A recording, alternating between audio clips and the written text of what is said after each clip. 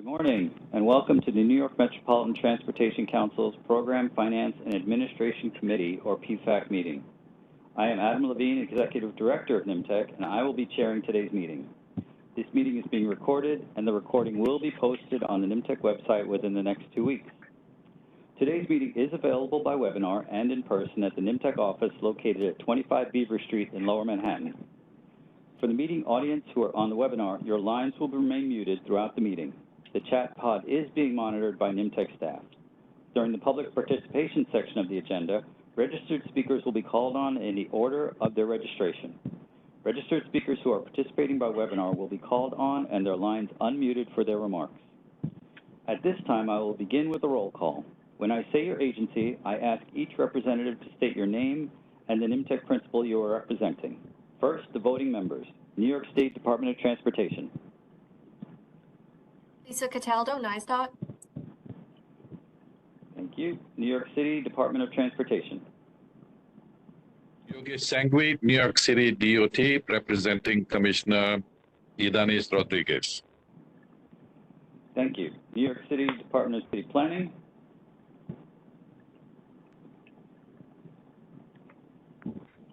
Okay.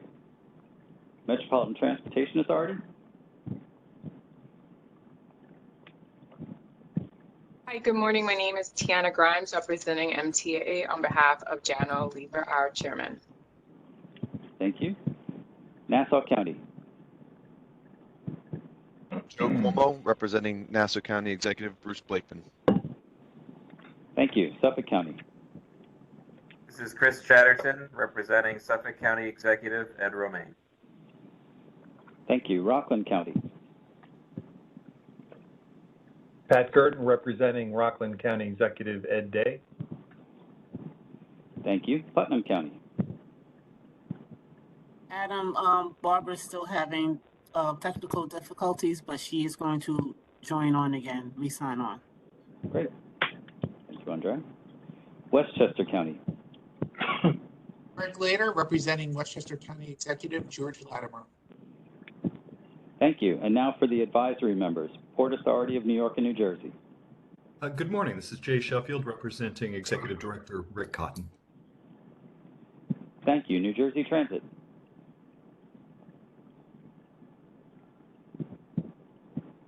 Next, North Jersey Transportation Planning Authority. Hey, what's up, everybody? Ted Ritter, representing NJTPA Executive Director David Barrand. Thank you. New York State Department of Environmental Conservation.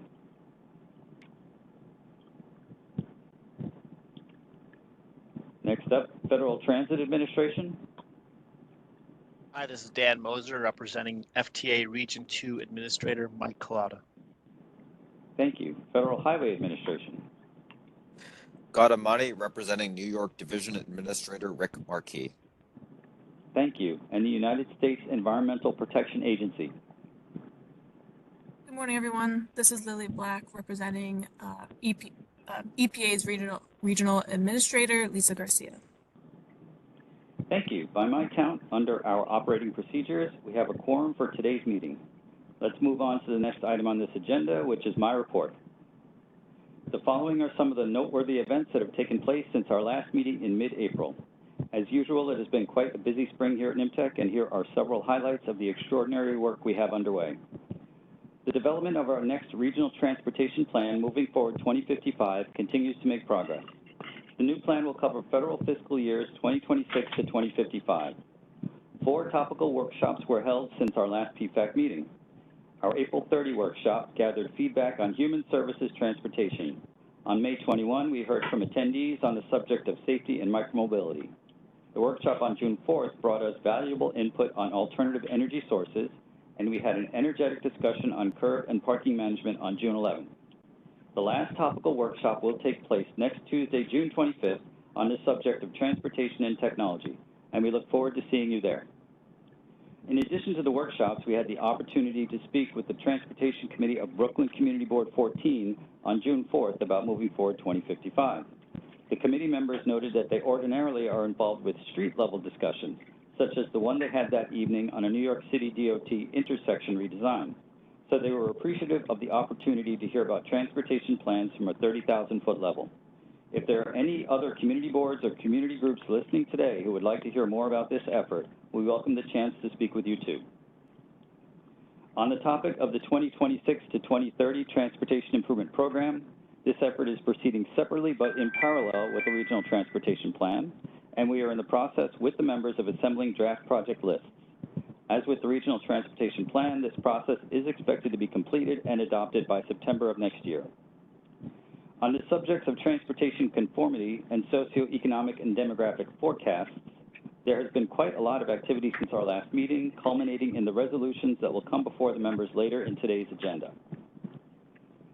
A full survey community of practice meeting was held on May 15th, which included a presentation on the MTA's Customers Count Survey and an update from New York City DOT on their 2024 Citywide Mobility Survey. In addition, the Avail team from SUNY Albany gave a presentation to introduce the group to the draft guiding principles for survey development, the mission and vision for the group, and the process for introducing new or updated survey concepts. The draft guidelines have since been distributed to the COP members for their review and input. The meeting was very well attended, with representation from nearly all of NYMTC's members, showing the strong interest in the region for coordinating travel surveying efforts. With regard to the New York Best Practice Model, or NYBPM, enhancements to the 2019 base year model continue, with Part 1 of the enhancements, improvements to the model's bus and highway speed methodologies, to be completed by the end of the summer. Work has also begun on the update of the NYBPM truck model component. Lastly, on the NYBPM, NYMTC staff continue to support our members' efforts to apply for federal grants, most recently working with New York State DOT Region 8 to provide analytical support on a possible grant application for a project along Route 9 in Westchester County. We held the latest in our series of community planning workshops in the village of Cold Spring on April 29th. The survey and workshop were well received, with approximately 150 responses to the proposals floated by the village and Putnam County for the public's consideration on a variety of issues, including parking, traffic calming, and transit. We are in the process of producing our report with recommendations, which should be completed later this summer. A few additional items worth mentioning. The spring meeting of the Metropolitan Area Planning, or MAP Forum, was held on June 13th. The MAP Forum is a consortium of 10 metropolitan planning organizations that stretches from eastern Pennsylvania to central Connecticut. The meeting included a presentation from the city of New Haven on overcoming barriers to neighborhood connectivity. Updates were also given on several studies underway by the MAP Forum members, including the Regional Waste Movement Study in progress here at NYMTC, a regional land use data study being done by our neighbor across the Hudson, the New North Jersey Transportation Planning Authority, and a resilience working group data effort taking place at the Connecticut Metropolitan Council of Governments. Another MAP Forum event was held on May 14th. The Metropolitan Mobility Network, which as its name suggests focuses on issues of mobility across the Quad State area, presented efforts that are underway in New York and New Jersey on integrated corridor management. New York State DOT discussed the work being done on the I-287 Cross-Westchester Expressway corridor, as well as the New York portion of the I-495 corridor, while NJTPA gave updates on the New Jersey side of that same I-495 corridor. In addition, representatives from the FHWA, FTA, and the U.S. EPA gave the federal perspective on mobility aspects of both the Infrastructure Investment and Jobs Act and the Inflation Reduction Act. NYMTC recently hosted two more very successful brown bag events. On May 16, attendees from the city of Hoboken heard from the city of Hoboken on their impressive implementation of a Vision Zero program, which has garnered national attention for its success at improving safety in the Miles Square city. On June 12th, the subject was Eastern Pennsylvania freight improvements, and attendees heard about the transformation underway in the Lehigh Valley that is accompanying the tremendous growth in freight movement in our area and throughout the country. The next scheduled brown bag event is planned for September 26th, with a presentation from one of our member agencies, the New York City Department of City Planning. Stay tuned for further info. On June 5th, NYMTC had the pleasure of hosting a representative from the Jerusalem Metropolitan Network of Mobility to discuss modeling and forecasting. The representative marveled at the openness with which federal, state, and local agencies in our country and the NYMTC region share data, and they hope to take some of those lessons back to their team. As I close my report, I want to thank the staff here at NYMTC, as well as our members, for all of your hard work. Your dedication and service to the people of New York City, Long Island, and the Lower Hudson Valley is, as always, Very much appreciated. We are now very pleased to have as a guest today Eric Teoh, Director of Statistical Services with the Insurance Institute for Highway Safety.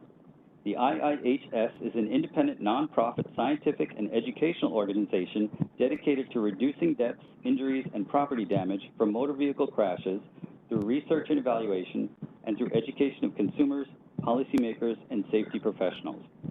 Eric's presentation will be on behavioral research driving progress. Eric? All right, thank you for that introduction. Share my screen real quick.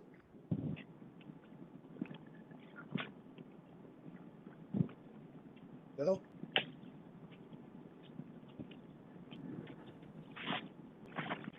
Okay. Right.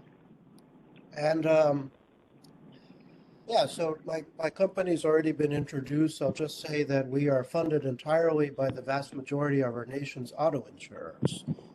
And, you know, we're entirely independent, so we're funded to do research that figures out what works to make the problem better.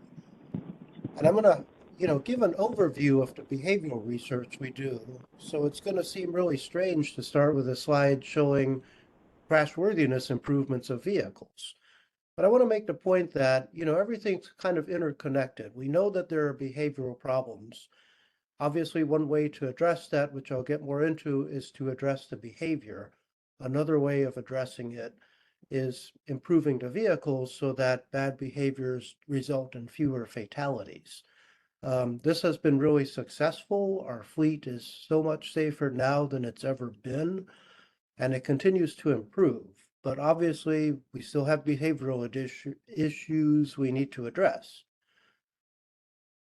Another way the vehicle can help is with crash avoidance technologies, systems, for example, like front crash prevention that warn you if you're about to run into something and apply the brakes to prevent you from running into it or reduce the severity of the crash. We've been improving these tests. The vehicle fleets have been improving. And even more directly, we know that one of the biggest behavioral challenges is people not using their seatbelts. And the vehicle could play a role here as well. We have been rating belt reminder systems of passenger vehicles for how good of a job they do in warning the driver and bugging them to buckle up, right? Excuse me, the occupant, not just the driver. And what we've seen is very quick progress in improving these systems. We went from not very many that had a good rating to now the majority that have a good rating. So this is something really promising in terms of vehicles improving behavior. There's also another side of it is the potential for vehicles to encourage bad behavior. For example, with partial driving automation, if people think that these systems are self-driving cars, or if they have been marketed as self-driving cars inappropriately, people may think while this car is quote unquote driving, I can start sending text messages or watching videos or things like that.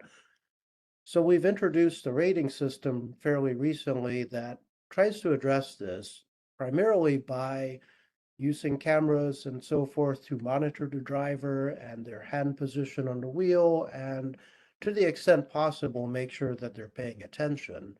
It also dings the vehicle if the system is sort of too autonomous, like if it automatically changes lanes without asking the driver and stuff like that. There are also a couple common sense things in here, like for example, you can't engage the driving automation if you're not wearing your seatbelt. So this is what we are doing to prevent people from misunderstanding this technology and creating or increasing the amount of bad behavior that happens. So distracted driving is obviously one of those I just alluded to with that. So let me talk about some of the things we're doing in that. One way to improve behavior for distraction is with laws. And some of the earliest laws weren't particularly effective, but we have newer ones that have simplified the message by saying simply, you're not allowed to hold the phone while driving. And we studied 3 states that have done this, Oregon and Washington, and California banned holding and using, which, you know, can be a little bit ambiguous depending on who you ask. The way we studied this was by comparing it to 2 states that didn't change their laws during the same time. And we know that distraction itself is not very well reported in crash reports because it's difficult to report.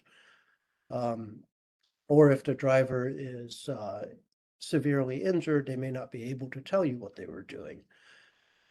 Another study we found shows that rear end crashes are especially susceptible to distraction. So if these laws are having an effect, we should see it if we look at rear end crashes. And we do see it. So for Oregon and Washington, we see pretty large reductions in the rate of rear end crashes after these laws went into effect relative to control states. We didn't see a whole lot going on in California. So based on this, we think that, laws just simply banning holding a phone are a very promising thing. And 16 states would agree and have passed these laws, several of which since we released our study. So this is a promising thing in the landscape of distracted driving and improving it. Another thing we are doing is trying to measure it. So this is a system by AccuSensus, which we were not using their full system. We were just using their hardware and methods to take pictures and code what drivers were doing in an experiment on our test track. And we were comparing this with traditional methods, as you can see there, a roadside observer. And the advantage of this camera method is you can put this camera in places you wouldn't necessarily want to put a human and can run it for longer periods of time and lots of other things. And, understanding the problem is a big opportunity, and eventually possibly using cameras for photo enforcement of distraction is another really big opportunity. Another thing we're doing is looking at telematics, which is data collected from participants' phones when they opt into a program that helps them improve their driving. And this obviously isn't a random sample, but it has other advantages. And one thing we were able to do with this was basically repeat what the NOPAS survey measures using traditional roadside observers, which is a well-known data system for tracking distraction on our roads. One thing we had always wondered with that was when you code people, whether they're texting or on their phone or whatever, when their vehicle is stopped at an intersection, which, if we're honest, is where you should do those things if you're going to do them, does that predict behavior while actually driving, while the vehicle's moving? And both the telematics data and the NOPAS data told the same story. So that is really, really promising. And I think that NOPAS and this telematics data from a company called CMT, I think they complement each other very well.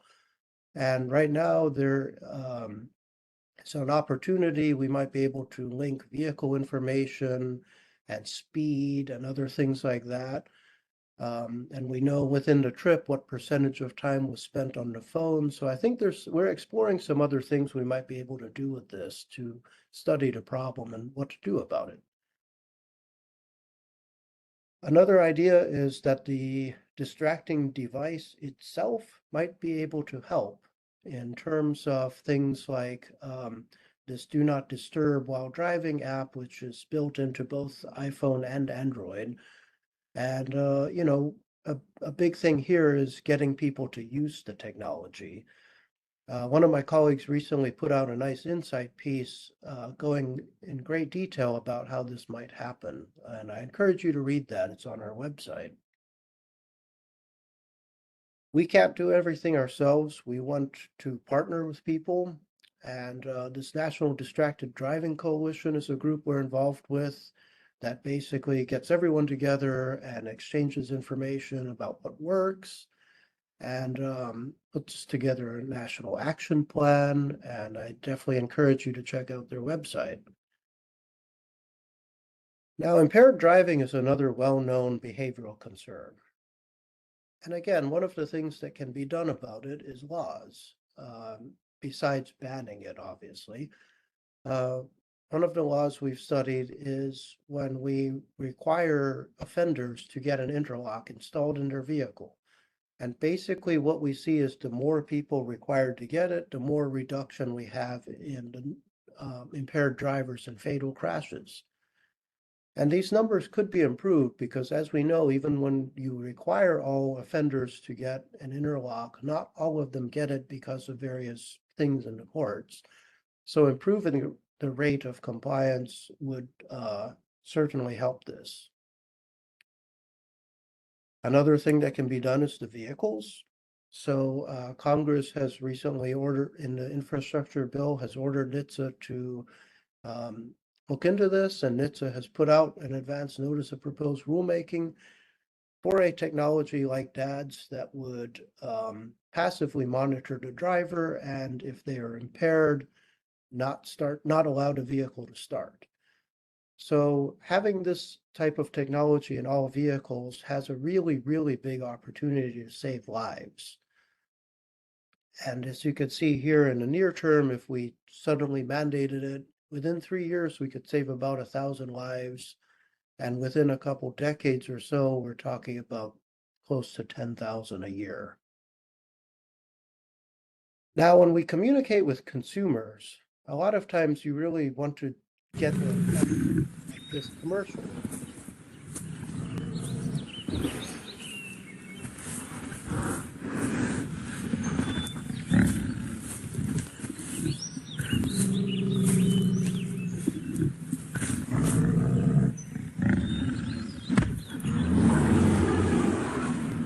Makes as much sense as driving drunk. I have to agree with that. So this program is being rebooted in North Carolina, and we are involved in studying it, and we're planning to release a survey about it pretty soon. So again, we partnered with a lot of people on this, and this is a really promising program. Now, speed is something that's not only a behavioral issue, but central to everything in highway safety. We talk about the likelihood of crashing, the severity of crashes, the effectiveness of countermeasures. Pretty much every countermeasure we can think of works better at a lower impact speed or travel speed. So one promising thing we've been seeing is that many cities, I believe beginning with New York City, have been lowering their general speed limits and seeing benefits from that. So we've been looking into this. When Boston did it, they saw much lower speeds, especially at the higher end.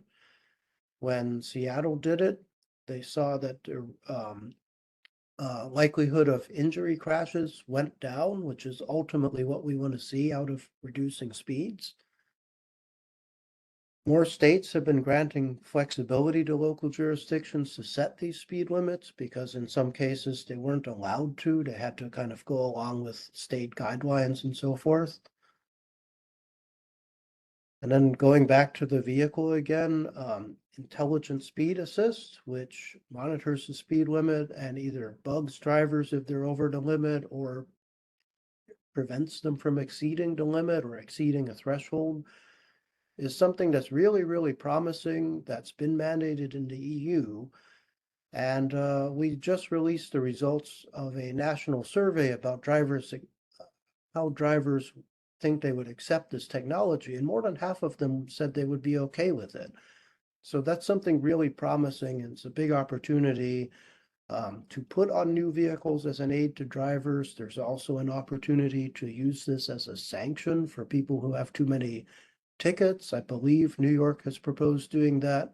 DC has proposed doing that. That's another interesting opportunity. Sometimes controlling speed can be more indirect or less obvious, let's say, like these types of things that have been popping up in my area. These little bollards in the middle of the street basically, or actually quite literally, prevent people from taking a left turn along the racing line. In other words, cutting the corner very close. So it slows them down, it increases the space for pedestrians to get into the roadway visibly, and these things are pretty promising and low cost. These are the little devices I was talking about. Another thing we've been looking into, or doing, I should say, is the speed management pilot program in Maryland. And, we partnered with GHSA and others. And, ideally what we want to do is develop a template that other places can use. So during the program, what we've seen is that speeds went down, including the more egregious speeds, but that after the program ended, it wasn't very persistent. The speeds went back up, not entirely, but for the most part. But for these egregious people, the effect completely went away. So there needs to be some persistence. We can't just do a program and then think the population learned from it and forget about it. One way to be persistent is with automated enforcement. And we know that these work. Speed cameras, they reduce speeding and they reduce serious injury crashes. And the number of communities with these cameras has been increasing. We'll note that there's a big increase in our numbers between 2023 and where we are today in 2024. That isn't exactly something new. What happened was some places in Iowa have been using these, and in Iowa recently passed the law saying specifically allowing them, and so that added a bunch of numbers to the list. And I believe they're also adding some new jurisdictions there as well. There are a bunch of states that have enacted laws permitting or expanding the use of these cameras, like Iowa, since 2020.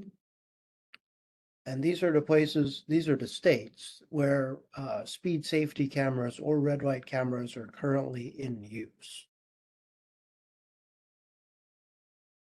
So one thing we've done, again with some partners, is we've put together this checklist for how to do automated enforcement in a way that's effective and transparent. And we feel like this is a useful tool to places that want to implement these, and it's a way we want to be helpful to everyone. Another way is we put together this one sheet summarizing the benefits of all these crash avoidance technologies I alluded to earlier. Because what's on this page is the result of many, many research papers, and even for us internally, it's a whole lot easier to look at this than pulling up all those papers. This PDF's available on our website, and I would love feedback from you on what other topics would be helpful to have a one sheet like this. Another thing that we've heard is very useful is this online calculator for GDL components, graduated licensing for teenagers. This summarizes the results of a couple of studies we did in a much more user-friendly way.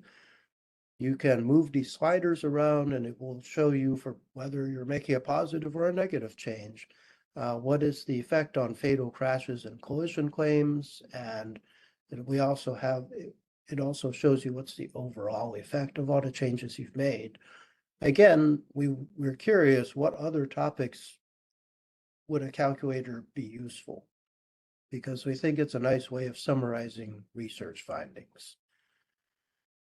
So I just want to end with something that we're kind of working on internally that we want to put out there as a goal, to save lives quicker, because we also sign on to the Vision Zero idea that we don't want to have any fatalities, but we also want to accelerate our progress towards zero. So we're calling this 30 by 30, which means nationally we want to be below 30,000 fatalities by the end of 2030. This is very similar to a 30% reduction from 2021 by 2030. But we can't do this alone. Nor can anybody else. Working together, we think we can. And depending on whose numbers you look at, the last time this happened was around the 1950s, being below 30,000. Closest we've gotten in recent years was 2011, which was about 32,000. So, we really want to try to achieve this goal by doing all the things that we can. So that's what I have. You can check out our website, our social media accounts. I especially like our YouTube channel showing all the crash test footage. And my email address is here. If you think of any questions, you're free to email me. I'm happy to talk about it. I'm also happy to take any questions you have right now.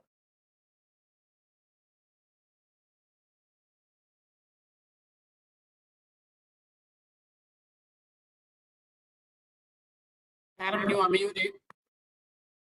I'm unmuted now. Can you hear me? Yes, we can hear you now. All right. I was just thanking Eric for the great presentation, and I'm going to ask our members if they have any questions.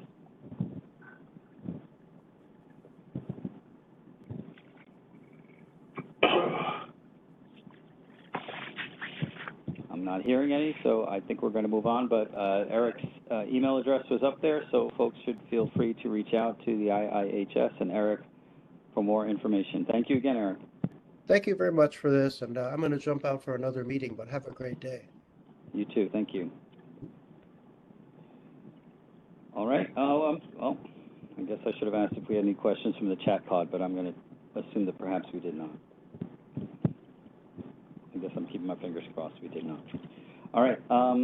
We'll now begin the public participation segment of this meeting. We will hear from registered speakers with prepared remarks. Each speaker will have up to 3 minutes to give their remarks. We will hear from these participants in the order they have registered. We ask that all speakers limit their comments to relevant transportation and planning-related items. Andrea, are there any registered speakers for today's meeting? No, there aren't any registered speakers for today's meeting, and I checked the chat, so there were no questions as well to the presentation. Okay, thank you. In that case, we will now begin with the action items on the agenda. All material related to these action items has been posted on the NYMTC website at www.nymtec.org.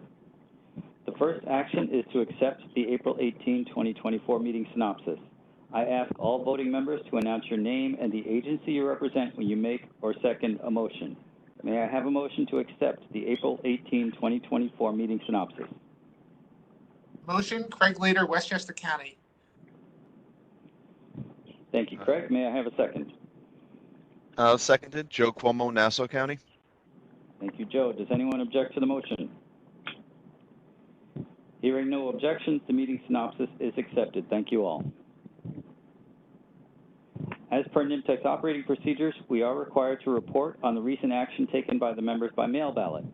On May 8, 2024, the voting members of PFAC unanimously adopted Resolution 579, selection of project proposals to be funded through the federal fiscal years 2022, 2023, and 2024, Section 5310, Enhanced Mobility of Seniors and Individuals with Disabilities Program, which provides funds for transportation projects and/or programs that serve the special needs of transit-dependent populations beyond traditional public transportation services, as well as complementary paratransit services under the Americans with Disabilities Act.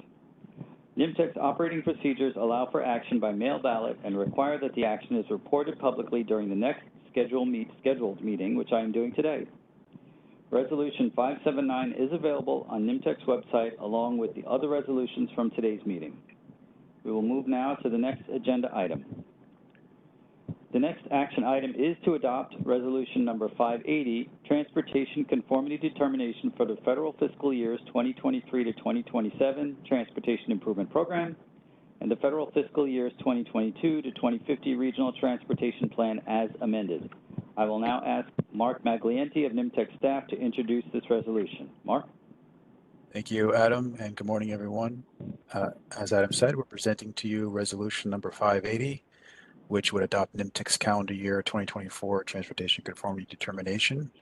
completed in connection with the amendments to the federal fiscal years 2023 to 2027 Transportation Improvement Program and the 2022-2050 Regional Transportation Plan. As per federal requirements under the Clean Air Act amendments of 1990, this conformity determination demonstrates that the transportation improvements identified in the TIP and the plan, as amended, do not exceed the motor vehicle emissions budgets for future milestone years as specified in the New York State Implementation Plan for Air Quality and therefore conform to that plan. We would also like to note the addition of a brief preface to the document to address the recent indefinite pause of the Central Business District tolling program that the governor announced on June 5th. The preface notes that in coordination with the interagency consultation group, an evaluation was conducted to identify any potential regulatory implications due to this pause. At this time, the federal oversight agencies have confirmed that the conformity determination meets the requirements specified in 40 CFR section 93.110 for the use of the planning assumptions.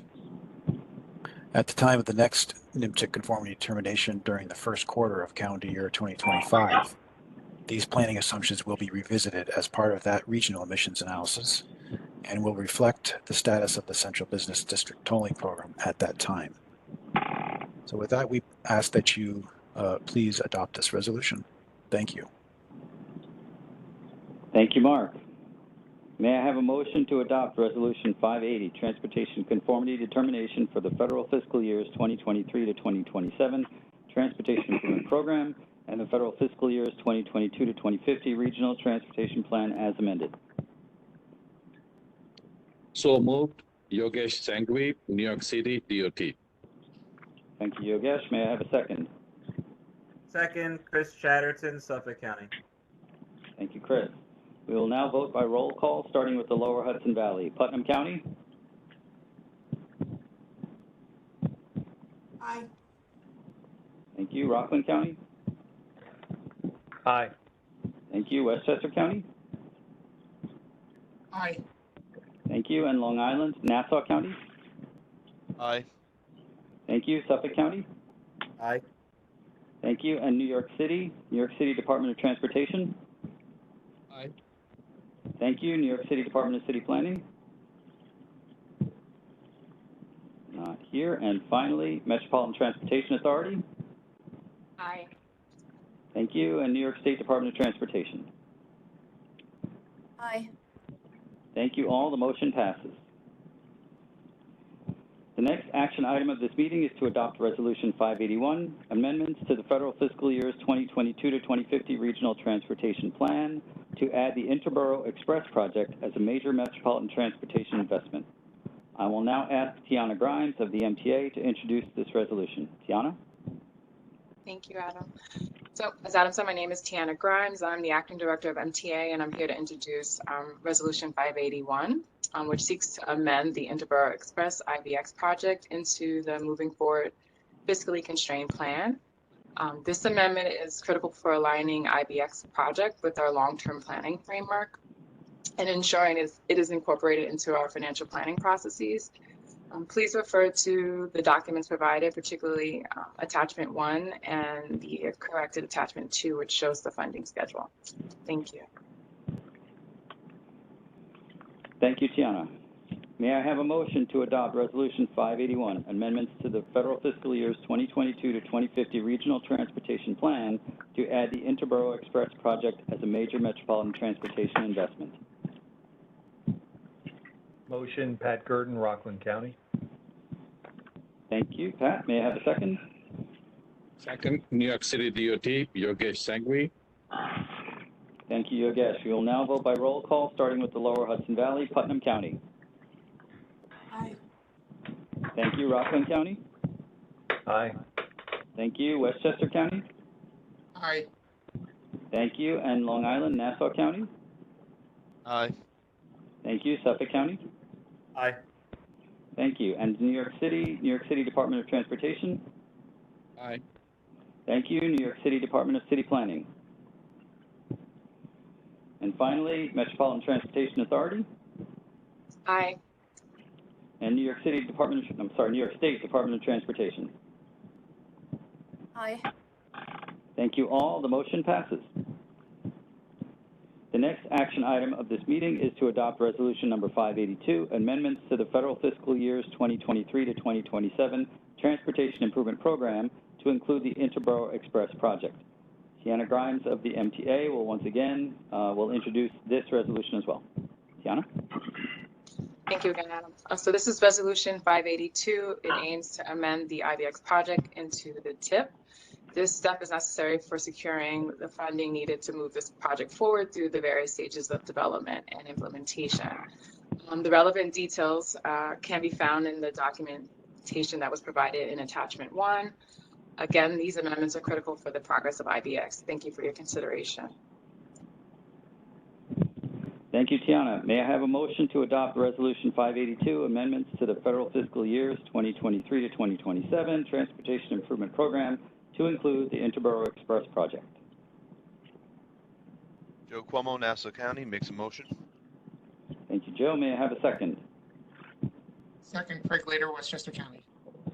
Thank you, Craig. We will now vote by roll call, starting with the Lower Hudson Valley, Putnam County. Aye. Thank you, Rockland County. Aye. Thank you, Westchester County. Aye. Thank you, and the Long Island, Nassau County. Aye. Thank you, Suffolk County. Aye. Thank you, and New York City Department of Transportation. Aye. Thank you, New York City Department of City Planning. And finally, Metropolitan Transportation Authority. Aye. Thank you, and New York State Department of Transportation. Aye.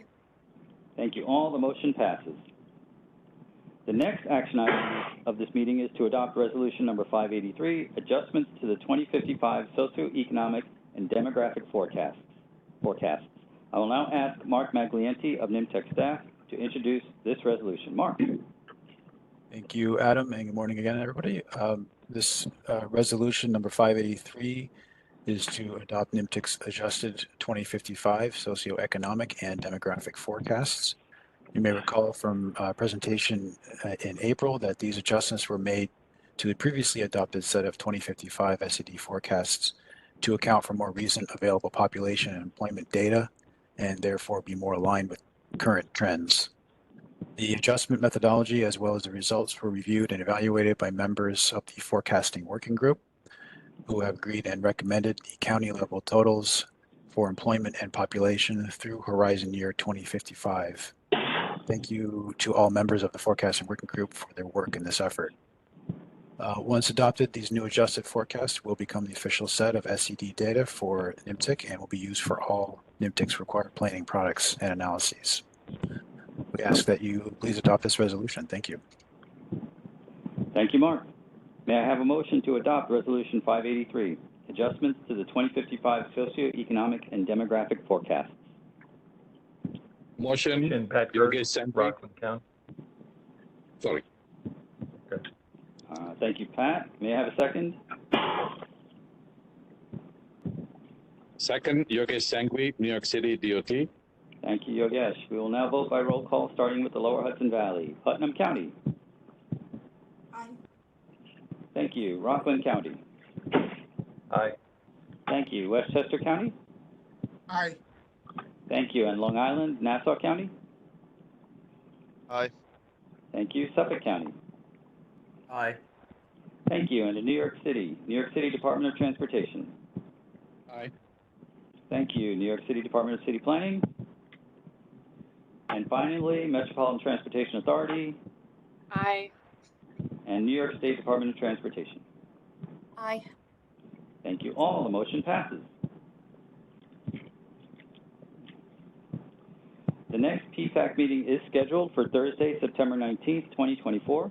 Details of this meeting will be made available 2 weeks prior to the meeting date.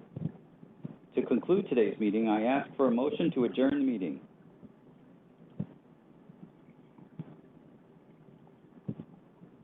Joe Cuomo, Nassau County, makes a motion. Thank you, Joe. May I have a second? Second, Pat Gurd, Rockland County. Thank you, Pat. Does anyone object to the motion? Hearing none, this meeting is adjourned. Thank you, everyone. Have a great summer.